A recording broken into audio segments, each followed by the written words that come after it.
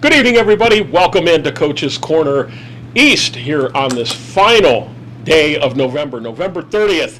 And we are at Colonel Crawford Intermediate School. Normally we would be at Colonel Crawford High School. There's a basketball game going on tonight. The boys are playing. So to give them their space, we came over to the intermediate school and looking forward to talking to the girls basketball program as well as the swimming program a little bit later on. Our show is brought to you in part by Steve Kurtzman and Associates of Innovative Recycling, 352 South Street in Gallion, Coach Tim Plumley at Mohican Sports Medicine in Bucyrus, and John Cross at Cross Carpet and Custom Floors, 302 North Seltzer Street, downtown Crestline. And it's a pleasure to welcome a young man that I've interviewed before on the boys' side, and you've now transitioned to the girls' side of Colonel Crawford. It's Coach Zach Bauer. Thanks so much for coming out today. I appreciate it. Thanks for having us. And freshman coach for a number of years here at Colonel Crawford. Coach Kyle Fenner said, enough's enough. I'm done teaching. I'm done coaching. And an opening came up. Did you even consider it, or did they come to you? Did Jake Bruner come to you? Did someone on the school board? Did someone else come to you? When it opened, it was something I thought a lot about privately.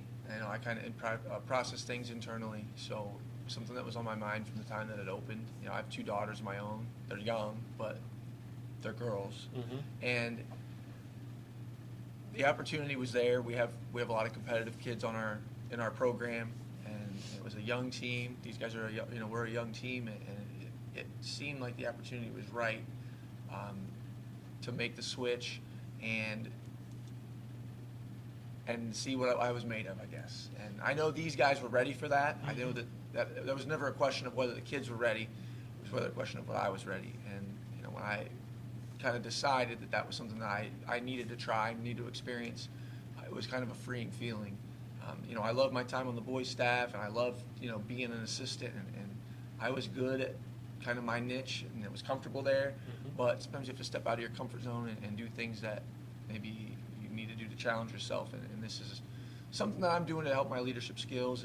And like I said, to be part of a group like we have with the special players and the kids that we have, I'm very fortunate. I'll give you a ton of credit because stepping outside one's comfort zone and trying something new, girls, listen up, because you're going to face this the rest of your life. It's a daunting task, and it's scary, but it can also be very rewarding, and that's, I think, where the most growth comes. When you step outside that comfort zone, you do something new, that's where you kind of learn hard knocks, and you find out what works, you find out what doesn't, you adjust, and you grow from there. What did you learn from your time as a freshman coach and being on the boys' staff, especially with David Sheldon, that have really translated well into now being a head coach? Well, I've been very fortunate to have worked under a lot of good head coaches. David, I coached with Tim Ersman for a long time. Right. I was fortunate to play for a lot of good coaches, and Coach Sheldon and Coach Hershey. And so the thing I've learned the most is about communication and just being transparent with kids. And if you're clear in your expectations and you're clear of why things are either acceptable or unacceptable, they go over a lot better. And I think that's something that all the coaches that I've been around, either played for or worked for, have done a good job of. They set an expectation, and if you don't live up to that standard, they hold you accountable. And it's clear from the beginning that you're going to be held accountable. And I think these guys really take well to that. I think regardless of whether you're coaching young ladies or young men, coaches, just like officials, it's a fraternity. Talk about some of the feedback that you got from area coaches saying, we're in your corner, except maybe when we play you, but we're here to support you and help you any way you can. It was amazing, all the the outreach that I got when I decided to take this position. From people that I had small interactions with, or that I'd known for a long time, that maybe I just don't talk to a lot because I'm in my niche or whatever, that have reached out, congratulated me, or said they were excited, and it was really wide. So it's neat to feel that feeling and feel kind of accepted as somebody that in the head coaching fraternity, like you said, for people that I've respected for a long time. Yeah, very good. Well, you take over a program that went 11-14 last year, 4-10 4-10 in the Northern 10. But did get to the district semifinal before falling to a really talented Margaretta team, 53-34. You lose two quality seniors in Kaylin Reisner and Corinne Fike. But boy, looking out of the gate, you think, wow, this is pretty easy. You're sitting at 5-0 in the first month of the season, and I know it's not. And you'll give all the credit to the young ladies, 3 of which that are here tonight. But sitting at 5-0 overall, 0-0 in the Northern 10. You haven't played a league game till this Friday coming up, and just one senior returning in Mallory Plesac, but a very quality player that really contributed a lot last year. Allison Weithman, who's here tonight, Nia Shipman, Ayla McKibben, Lene McKibben, and Lexi Rush move in from Galleon as juniors. Gabby Roston, who's here tonight.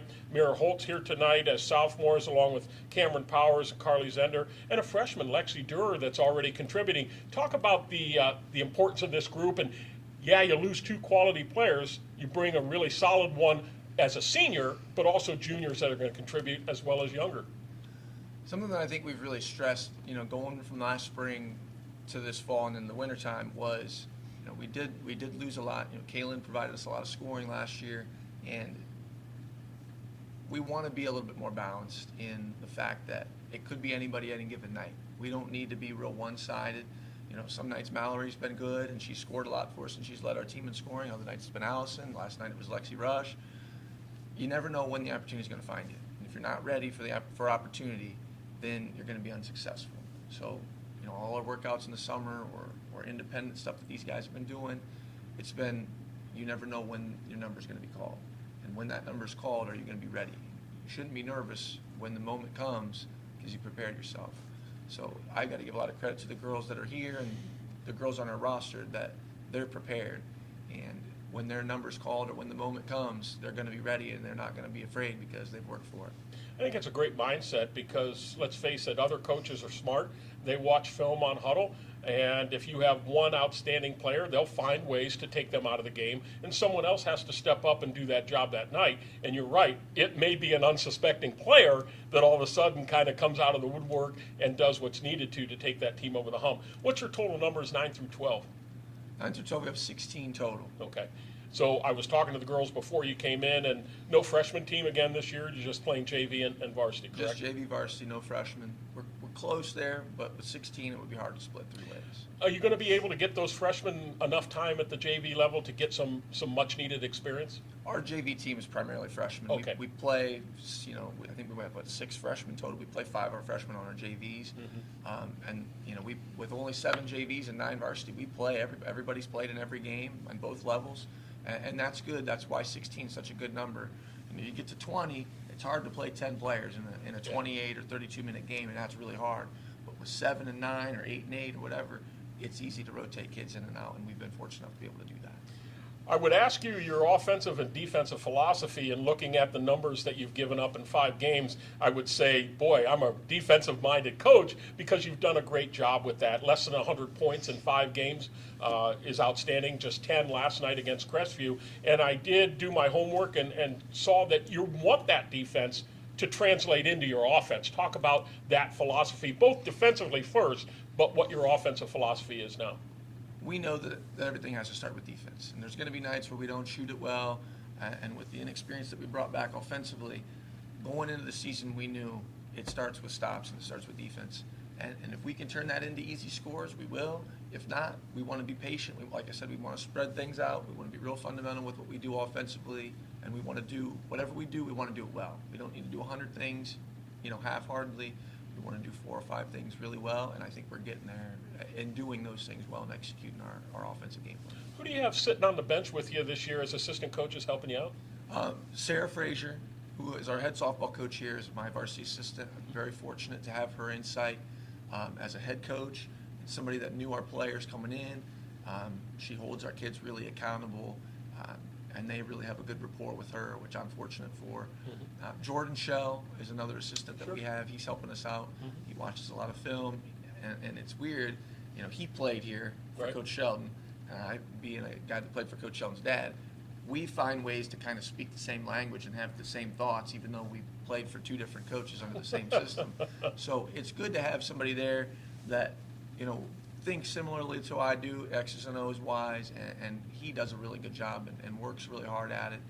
And our JV coach is Jenna Maddie, a young coach who wants to to be in our program for a long time, somebody that could be here for a long time and was ready to step into a role and learn, and she's done a great job. Very good, very good.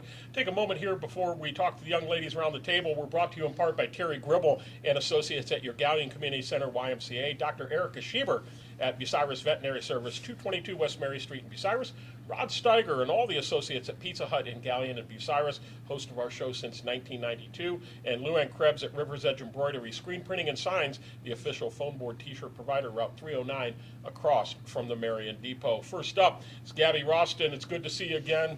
And last we talked, you were getting ready to finish up cross-country season, right? Yeah. Successful season, great experience. Are you happy to be inside? Probably with weather like this, you're really happy to be inside, aren't you? And just a sophomore, but already contributing, already doing good things. And you were in the program last year and have been in junior high. Coach Kyle Fenner did a great job. How different has it been with Coach Bauer and just hearing a different voice and seeing different philosophy? How's that been as far as your adjustment? It's been pretty good. Like, the environment's different, and like he explains things differently, so I think we're just adjusting to it like slowly, and it's getting like more normal. Okay. And are you being asked to be the point guard or Yeah. shooting guard? Point guard. Yeah. All right. So you are the one to break the press and do all that fun stuff. Have you got a lot of pressure in these first 5 games? Have you seen a lot of press coverage? Yeah, last night we had a lot. Did you? Yeah. Okay. So you have to take care of that, bring the ball up, set the offense. So you're kind of the quarterback, right? You take that role on really, really well? I mean, you don't mind it? No, I don't mind it. Okay. If needed, can you be that special person that has a night that you're just going to shoot from all over and score a lot of points? Or do you more hang your hat on the defensive side? I think I'm more on the defense side, but like I can score if I need to. Oh, okay. I remember talking to one of the players last year, and she said, "No, I'm basically there to foul." And everybody, I guess, has their role. You Right? got to be a star in your Yeah, role. I think it was That's what we Corinne that said That's that. what we Yeah, tell I mean, people all the yeah, time. everybody's got their role. You have to be excited. 5-0 start. It's a great way to start. True, you haven't had a league game yet, but that's got to make you feel pretty comfortable and focused, right? Yeah. Practices have been good. Yeah. Fun. Yeah, they're fun. You got to have fun in practice, right? Everybody can have fun on game day. You got to have fun in practice. Well, continued success. I'll look forward to watching you progress this year, and I appreciate you coming out.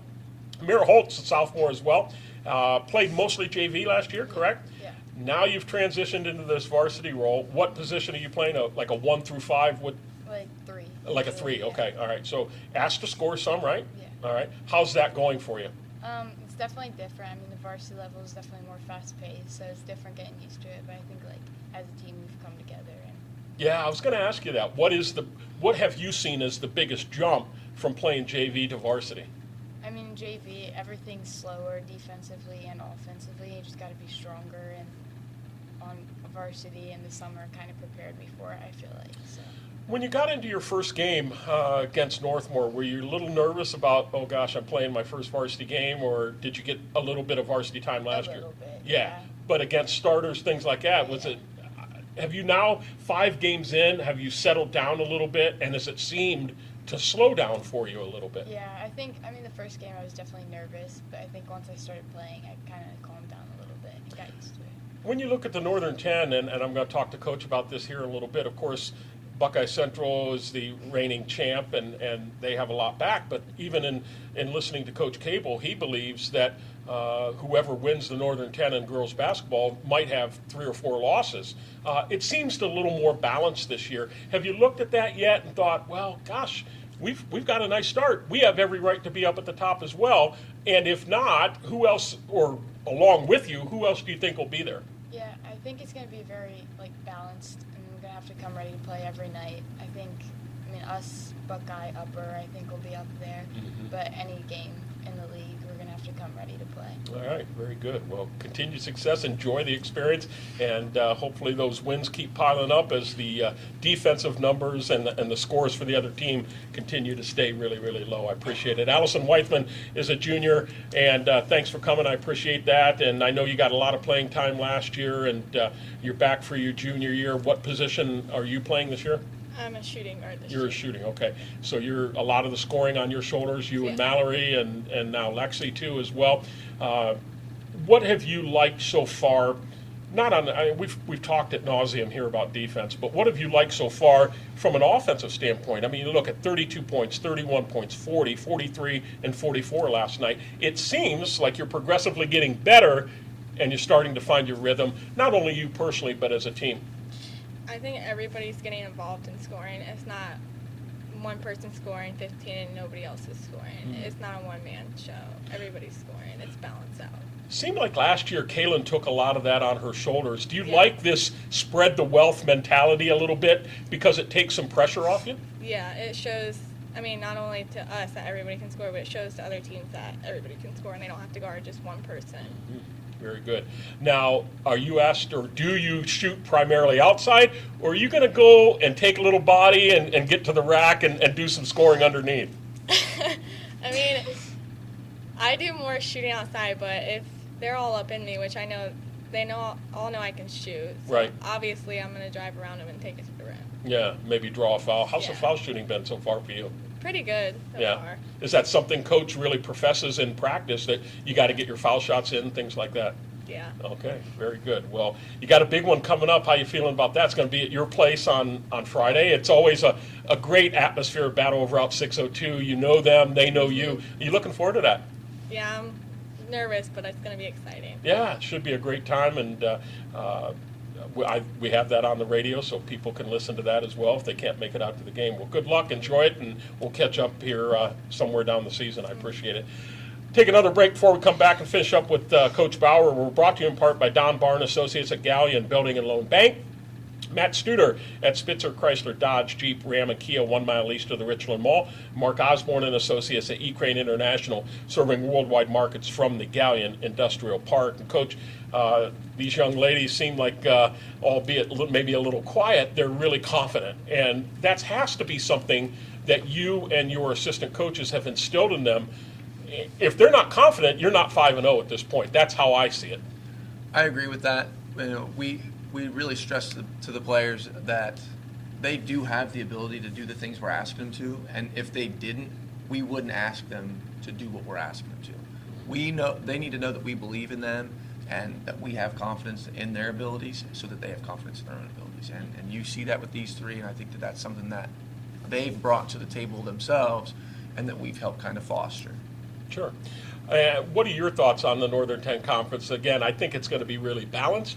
I think there's some really good teams, and there's teams probably in the middle of the pack to the lower of the pack that could knock off anybody on any given night. You look at Bucyrus is starting out really, really well, and they've been kind of in that lower pack team. But how do you see it all kind of shaking out this year? I think Coach Capel said it really well. Whoever wins our league could end up with 3-4 losses, and Mira said the same thing. You got to come ready to play every night, because if you look at our league's non-league record so far, we've only lost 2 or 3 games as a whole conference. Yeah. And that's not a coincidence. I think that there's a lot of teams out there that are hungry, that are ready to play, and if you don't show up with your best, you could be in for a long night. So it's going to be one game at a time, one possession at a time, and you got to show up and bring your A game, because you never know. You look at the 5 wins that started right before Thanksgiving. Actually, the first Friday of the season, you beat Northmore 32-18 on the road, and then Western Reserve the very next day, 31-26. Take down Plymouth 40-15. New London last Saturday after Thanksgiving 43-30, and then again Crestview last night 44-10. When you kind of, if you can, wrap it up, how have the girls improved from Game 1 through Game 5, in your opinion? Not only has our defensive numbers gotten better as we've gone, but like you said, our offensive numbers are starting to increase. I think that we finished better around the rim. We struggle at times, but our rim finishing is getting better. We work on that in practice a lot. Things are a little bit more comfortable, like Gabby said, terminology-wise, or they kind of know what I'm thinking before I have to tell them, and that makes a big difference. Early on in the season or even this summer, our terminology wasn't maybe on the same page like it is now, and as that kind of oils itself out, it makes everything else a lot easier. So when we tell them something on the floor, they don't have to translate it to themselves in their mind. They just know what we're talking about right away. What have you learned in the first 5 games about these kids, but about yourself as a coach? It's been kind of a whirlwind, to be honest, but the thing I've learned about them the most is they're super competitive. And I knew they were competitive when I started doing this, but I didn't know how competitive. And we've got more competitors on our team than I realized. Kids that maybe are quiet in the hallways at school, or maybe just, don't carry that with them all the time. When you turn the lights on, when you step between the lines in practice, they're ready to go to war. And that's why we've been successful, because we got competitors. As far as myself, I didn't realize how intense the pregame nerves would be at a different level. The freshman level, I was always nervous. I would even be nervous before games as an assistant, but it's a different level here. And the other thing, too, is all the unsettled things that you don't know about being a head coach that you have to do, or people coming to you with questions or this or that, fires that you got to put out.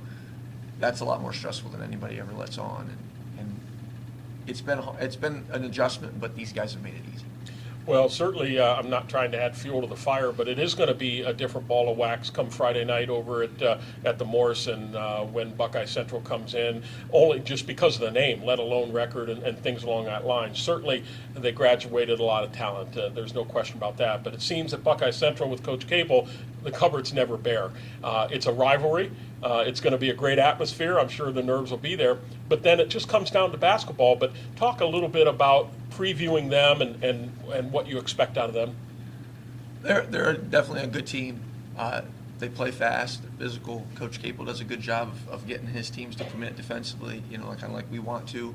And they know his expectations. And like you said, the cupboard's definitely never bare when he's there. He elevates the talent of the players that he has, and those kids really respond well to his coaching style and the system that he has there. And it's a very successful program. Should be a great atmosphere. Girls, I got to ask, 8 of your first 13 games are in the Morrison. Do you like that, having them front-loaded that much at home? Or because you're going to spend a lot of January and February nights and days on the bus when it's cold out. But have you liked that? Have you liked being home? What has it been an advantage for you? Anybody can answer that. I don't care. Yeah, go ahead. A lot of our away games, like at the beginning, were away, but a lot of the league games at the beginning of the season are home, so I think that's like an advantage because it's going to be different the first time you play it from the second. So having it at home is definitely. Yeah, plus adjustments and things like that. And 6 in a row at home, and 7 of the last 11 games.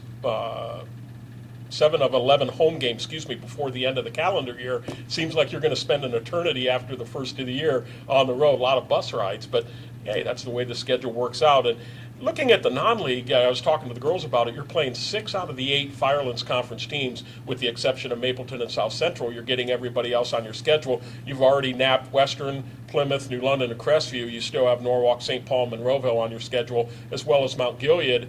And then again, a really tough N10 league schedule as well. So, do you like the way the schedule's built, and happy with what you've seen so far? I'm happy with what I've seen so far. As far as the way it's built, that's out of our control. So we're just going to control the controllables and do what we can, show up and play. It's nice to play at home. I mean, our first 2 games were on the road, 3 games were on the road. So we've only played 2 home games. So it's been nice, to not have to go on the road. And we'll see how it lines up in the end. Like you said, we're riding the bus in February 2 nights a week. But, we'll show up and play wherever they ask us to go and whenever they put on the schedule. So if the girls are as competitive as you say, and as they've shown, not only in a little bit of film that I've seen, but also just the way that they talk and that you talk, it really isn't going to matter where the ball gets thrown out on the floor and what floor it is. They're going to play, they're going to be ready to play, and they're going to take that Eagle pride each and every week and be competitors, and that's all you can ask for, right? Exactly. Very good. Well, gals and Coach Bauer, thanks so much for coming out. Congratulations on this opportunity. I know that you'll make the best of it. You'll come from a long line of coaching background, and I'm sure Grandpa would be really pleased with you doing what you're doing, and I know he's looking down and helping, and maybe we'll get that thought in that out-of-bounds play with 2 seconds to go to win a game. Yeah. So I really appreciate that. Best of luck to you. We'll catch up in 3 weeks or so. Appreciate it. Thank you. Take a break. We'll come back with Colonel Crawford Swimming right after this timeout.